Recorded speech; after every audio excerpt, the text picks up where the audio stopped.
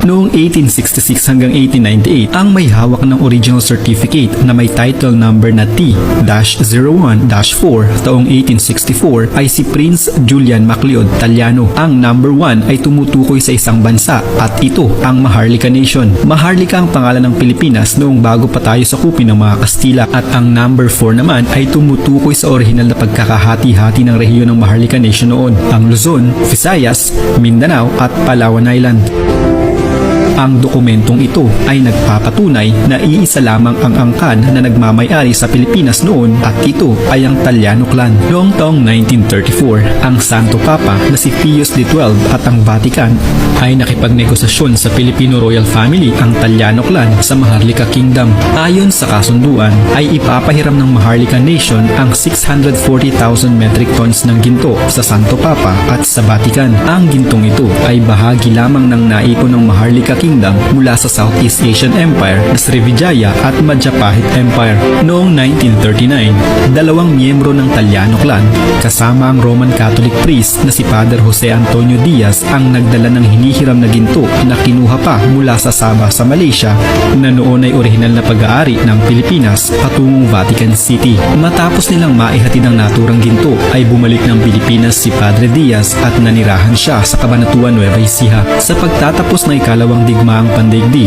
si Padre Diaz din ang nanguna at nag-asikaso sa pagbabalik ng ginto mula sa Vatican pabalik sa Pilipinas. Si Manuel Rojas, nakamag-anak ng Tallano clan, si Bishop Enrique Sobrepena at isang congressman ang tumanggap ng ginto sa Maynila. Matapos iyon, nagkaroon naman ng kontrata na ipahihiram ng Tallano clan ang kanilang ginto sa Philippine government upang maging gold reserve ng bansa. Natatagal ang kontrata ng 50 taon na magtatapos sa taong 2005. Idiniposito ang humigit kumulang 640,000 metric tons ng ginto sa nooy kagagawa lamang na Bangko Sentral ng Pilipinas sa Quezon City. Dahil sa kumpiyansa at tiwala ng Tallano clan kay Padre Diaz, ginawa nila itong main negotiator at kinuha naman ni Padre Diaz ang serbisyo ng nooy pinakamahusay at rekomendadong abogado na si Attorney Ferdinand Marcos. Dahil dito, nagkaroon ng 30% komisyon si Padre Diaz at Attorney Marcos mula sa 640,000 metric tons na ginto. Sa kabuuan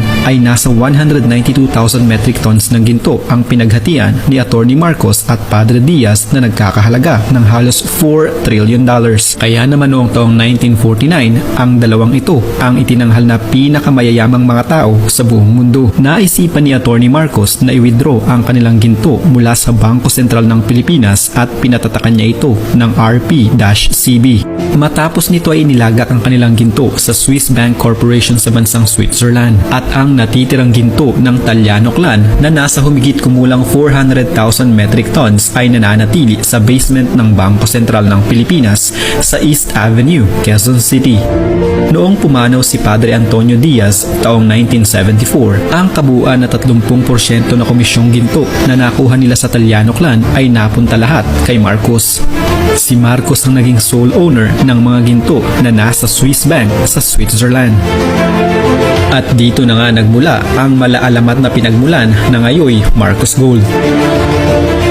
Ayon sa ilang dokumentaryo patungkol sa gintong yaman ni Marcos, bago umano mamatay si Marcos, siya ay naghabilin at gumawa ng last will and testament na nagsasaad na kung siya ay mamamatay, marapat lamang na ang mga gintong ito ay mabalik sa Pilipinas at mapakinabangan ng mga Pilipino. Ang magiging tulay upang maisakatuparan ito ay sa pamamagitan ng kanyang anak na si Bongbong Marcos kung ito ay sakaling maupo bilang presidente ng Pilipinas ay ipagpapatuloy niya ang layunin ng kanyang namayapang ama. Ito ang ilan sa mga naudlot na layunin ni Marcos. Noong April 9, 1973, sinabi ni Pangulong Marcos ang isang malamang pangungusap, "My earthly goods have been placed in custody and for the disposition of Marcos Foundation, dedicated for the welfare of the Filipino people."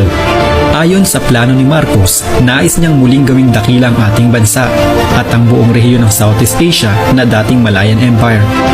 Hindi na lamang Pilipinas ang nais paunlarin ni Pangulong Marcos, kundi pati ang buong Timog Silangang Asya.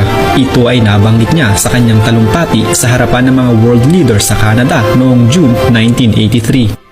Isa din sa mga plano niya ang pagkakaroon ng Asian dollar na siyang magiging pangunahing pera na gagamitin ng lahat ng mga bansa sa Southeast Asia upang mas mapadali ang transaksyon at pagkakaunawaan ng pananalapi ng bawat bansa. Nais niyang iangat ang antas ng mga bansang ito upang mapabilang sa first world country gaya ng Singapore at Amerika. Ngunit ang kanya palang pangarap ang maglalagay sa kanya sa tiyak na kapahamakan. Ang natirang humigit kumulang na 400 metric tons ng ginto ay nananatili pa rin nasa pangangalaga ng Bangko Sentral ng Pilipinas.